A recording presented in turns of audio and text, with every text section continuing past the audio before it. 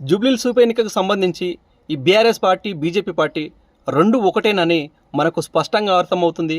దీన్ని మనం బయట పెట్టాల్సిన అవసరం ఉంది.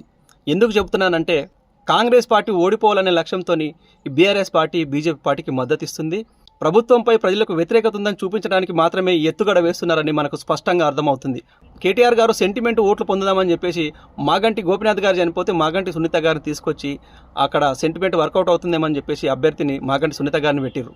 సునీత గారు బీఆర్ఎస్ పార్టీ నాయకులు జూబ్లీహిల్స్ బస్తీలకు వెళ్ళి ప్రజల దగ్గరికి వెళ్ళి ఓట్లు అడుగుదామని చెప్పేసి వెళితే ఇక్కడ జూబ్లీహిల్స్ ప్రజలు సునీత గారిని ఏమని అడుగుతున్నారంటే, మీకు సెంటిమెంట్తో ఓటేయాలంటున్నారు కదా, మీకు ఎందుకు సెంటిమెంట్తో ఓటేయాలి? మేము మీ భర్త ఏమన్నా ఆపరేషన్ సింధూర్లో చనిపోయిందా? దేశం కోసం ప్రాణాలు విడిచిండా? మీకు బాగానే డబ్బు సంపాదించి పెట్టిండు కదా.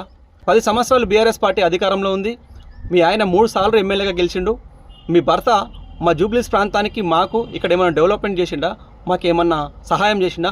ఇక్కడ ప్రజలకు ఏమన్నా మీరు చేసిరా అని చెప్పేసి సునీత గారిని అడిగితే, ఈ బీఆర్ఎస్ పార్టీ నాయకులకు సునీత గారికి ఇక్కడి ప్రజలు మాకు ఓటేయ్యారు, నవీన్ యాదవ్ గారికే ఓటేస్తారని చెప్పేసి సునీత గారికి అర్థమైపోయింది. ఈ బీఆర్ఎస్ పార్టీ బీజేపీ పార్టీకి ఇంటర్నల్గా మద్దతు ఇస్తుంది. ఈ రాజకీయ కుట్రలు చేస్తున్నారు ఈ కేటీఆర్ గారు. ఈ ఎన్నికల్లో మీరు చేస్తున్న కుట్రలు, మీరు చేస్తున్న అసత్య ఆరోపణలు, మీరు చేస్తున్న ఫేక్ ప్రచారాలు, ఇవన్నిటినీ ఇక్కడి ప్రజలు ఓటు అనే ఆయుధంతో మీకు బుద్ధి చెప్పడానికి ఇక్కడ జూబ్లీహిల్స్ ప్రజలు సిద్ధంగా ఉన్నారు. మీరు అది గుర్తుపెట్టుకోండి కేటీఆర్ గారు.